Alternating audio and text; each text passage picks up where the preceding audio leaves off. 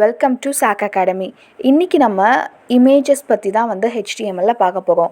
ஏற்கனவே நம்ம வந்து ஃபஸ்ட்டு ஸ்டார்டிங்லேயே ஹெச்டிஎம்எல் நம்ம ஸ்டார்ட் பண்ணும்போது ஒரு ஃபோல்டரில் தான் வந்து நம்ம ஒரு ப்ராஜெக்ட் ஸ்டார்ட் பண்ண போகிறோம் அப்படின்னா எல்லா ஃபைல்ஸையும் ஒரு ஃபோல்டரில் தான் சேவ் பண்ணி வைக்கணும் அப்படின்னு சொல்லி பார்த்துருந்தோம்.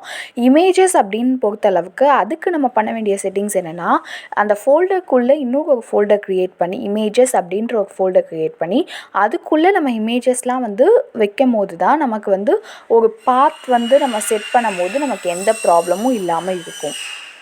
ஸோ இப்போ நான் அந்த மாதிரி தான் வந்து செட் பண்ணியிருக்கேன். இமேஜஸ் அப்படின்ற ஒரு ஃபோல்டருக்குள்ளே என்னோடய இமேஜஸ் எல்லாமே வச்சுருக்கேன். அண்ட் ஆல்சோ நம்ம வந்து டைப் வந்து செக் பண்ணிக்கலாம். இப்போ ஜேபிஜி அண்ட் பிஎன்ஜி டைப்ஸ் தான் நம்ம மோஸ்ட்லி யூஸ் பண்ணுவோம். இப்போ நான் பார்க்குற ஃபைல் வந்து பிஎன்ஜி ஃபைலு. ஸோ இந்த மாதிரி வந்து ஃபைல் டைப்பும் வந்து செக் பண்ணிக்கலாம். ஸோ இது மாறினாலும் நமக்கு வந்து இமேஜ் வந்து காமிக்காமல் இருக்கிறதுக்கு சான்சஸ் இருக்குது.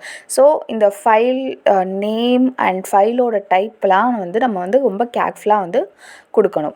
ஸோ தட் நமக்கு வந்து அந்த இமேஜஸ் லோட் ஆகிறதுல எந்த ஒரு ப்ராப்ளமும் இருக்காது. ஸோ இப்போ நம்ம வந்து எப்படி இமேஜஸ் கொடுக்கணும் அப்படின்றத பற்றி பார்க்கலாம்.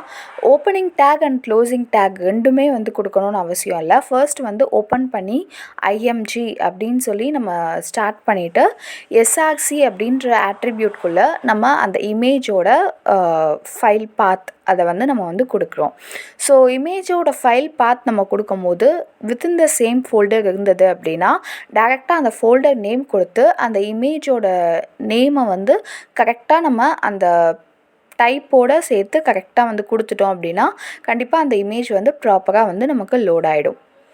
இப்போ நம்ம அதே மாதிரி தான் இமேஜ் சோர்ஸ் வந்து கொடுத்துருக்கோம். சோர்ஸ்க்குள்ளே நம்ம வந்து இமேஜஸ் இப்போ பேக்ஸ்லாஷ் கொடுத்து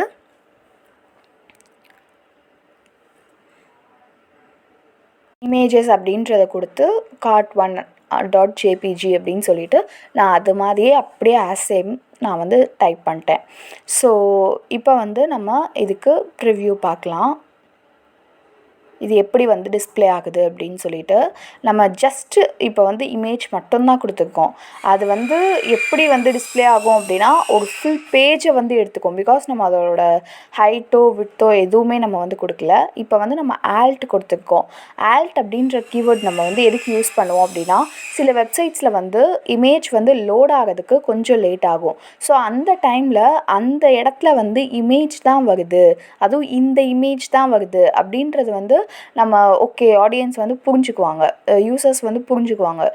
இந்த மாதிரி வந்து இந்த இடத்துல வந்து இந்த இமேஜ் வந்து வரப்போகுது போல் ஓகே அப்படின்னு சொல்லிட்டு.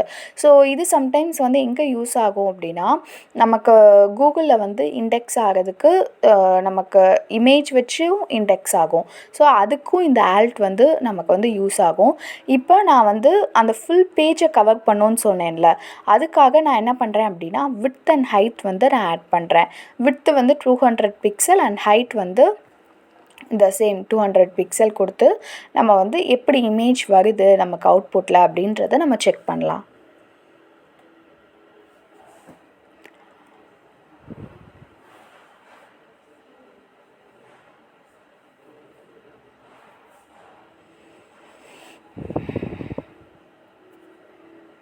இப்போ நமக்கு இமேஜ் வந்து கரெக்டாக நம்ம 200x200 பிக்சலில் டிஸ்பிளே ஆகிடுச்சு. அண்ட் இப்போ நம்ம வந்து 500x500 பிக்சல் வந்து நம்ம சேஞ்ச் பண்ணி பார்க்குறோம். ஸோ அதுக்கும் இமேஜோட சைஸ் வந்து எவ்வளோ வேரி ஆகுது அப்படின்றத நம்ம பார்க்குறோம். அண்ட் ஆல்ட் வந்து எப்படி டிஸ்பிளே ஆகுது, கார்ட் இமேஜ் அப்படின்னு சொல்லி எப்படி வருது அப்படின்றதையும் நம்ம பார்த்துருக்கோம். ஸோ இந்த மாதிரி நீங்களும் அப்ளை பண்ணி பாருங்கள் ஃப்ரெண்ட்ஸ். தேங்க்யூ.